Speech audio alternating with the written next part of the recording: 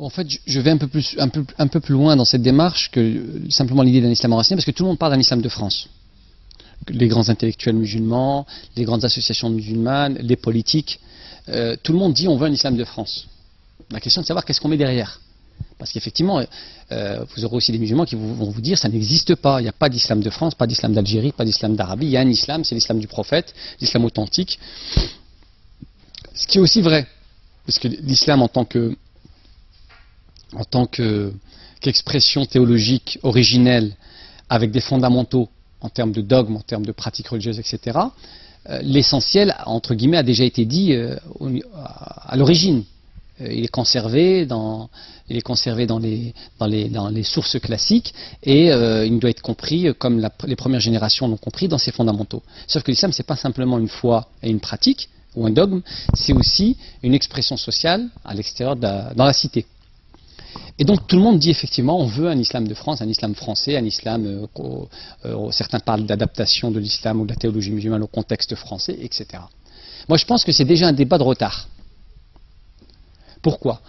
Parce que la question de fond en vérité, elle est, et ça j'en suis maintenant persuadé, c'est qu'historiquement l'islam n'a survécu d'une part et n'a produit de la civilisation et du génie créatif, en termes d'œuvres, en termes d'analyse théologique, en termes de civilisation urbaine, etc., que lorsqu'il était enraciné dans une culture, dans un terroir, dans une société, avec des racines profondes. Autrement dit, dans des cultures déracinées, puisque nous, les héritiers de l'immigration, finalement, nous sommes des héritiers de cette immigration, et on est porteur d'un héritage familial, culturel, folklorique, etc.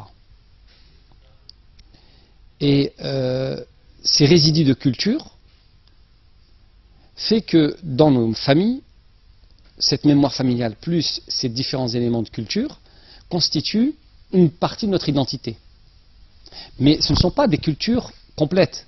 C'est des restes, ce qui fait que le jeune d'origine algérienne, le jeune d'origine marocaine, le jeune d'origine africaine, avec la diversité des pays d'Afrique, le jeune turc, etc., sont tous porteurs à la fois d'une mémoire familiale, mais aussi d'un certain nombre d'éléments de culture et de tradition qui constituent une partie de son identité. Mais il est aussi socialisé dans la société française, il a en général été à l'école, il a, pour certains, une culture dite urbaine, des références musicales, etc. etc. Et c'est ce patchwork de sources qui constitue finalement l'identité de la personne.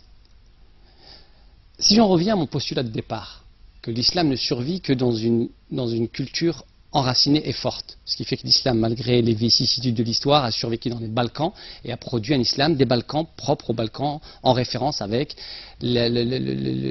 l'anthropologie des gens des Balkans, leurs traditions, etc. Si les premiers Arabes qui sont arrivés en Chine, en Asie, ont fondu ensuite dans les populations asiatiques, mais ont enraciné ce noyau irréductible de l'islam dans ces sociétés, ensuite ces sociétés, parce qu'elles sont pérennes, parce qu'elles ont continué à évoluer culturellement, parce qu'elles ont continué à développer leur richesse culturelle, mais en adoptant le noyau irréductible de l'islam, l'islam s'est sauvegardé et a produit de la civilisation.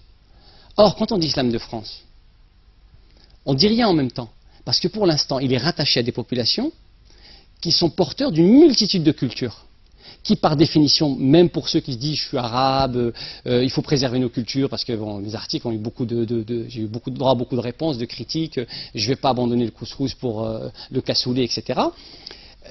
Ce qu'on oublie, c'est que l'islam de France, c'est d'abord un islam avec une diversité ethnique, et donc une diversité d'héritage juridique. Il y a beaucoup de difficultés à pouvoir produire une théologie commune. Quand on a un héritage, par exemple, en droit hanafite de Turquie, quand on a un héritage d'un islam soufi africain, quand on a un héritage d'un islam malékite pur et dur comme ceux de nos parents d'origine algérienne, ou voire même pour certaines populations berbères, un mélange de droit malékite imprégné de droit coutumier. Donc pour pouvoir produire demain un véritable islam enraciné, parce que c'est une nécessité, sinon il va mourir. Il ne peut pas survivre s'il n'y est pas enraciné. Ça sous-entend quoi? Ça sous-entend non seulement, puisque tout le monde parle d'islam de France, qu'on est d'accord sur un islam de France, mais c'est un islam qui est véritablement inséré dans une culture homogène.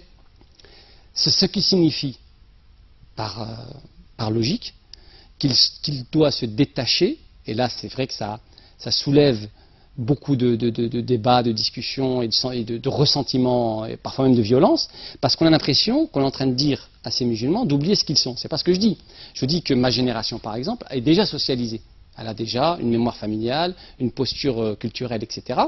Mais je ne suis pas obligé de transmettre à mes enfants, ou à mes petits frères, ou demain à mes petits-enfants, l'essentiel des éléments de culture que j'ai acquis par mes parents, qui sont déjà inférieurs à ce que mes parents avaient, par définition, puisqu'il y a acculturation progressive. Le pire dans tout ça, et ce qui est problématique, c'est que cette acculturation, même ceux qui se revendiquent des cultures d'origine, qui se disent arabes, etc., savent pertinemment que l'acculturation progressive amène les générations à perdre cet héritage. Mais le grand défi et la grande misère, quelque part, c'est que cette acculturation progressive se fait au profit de quoi? Se fait au profit d'une idéologie, d'une conception du monde, d'une représentation, d'une world culture, qui est en vérité celle voulue par le système.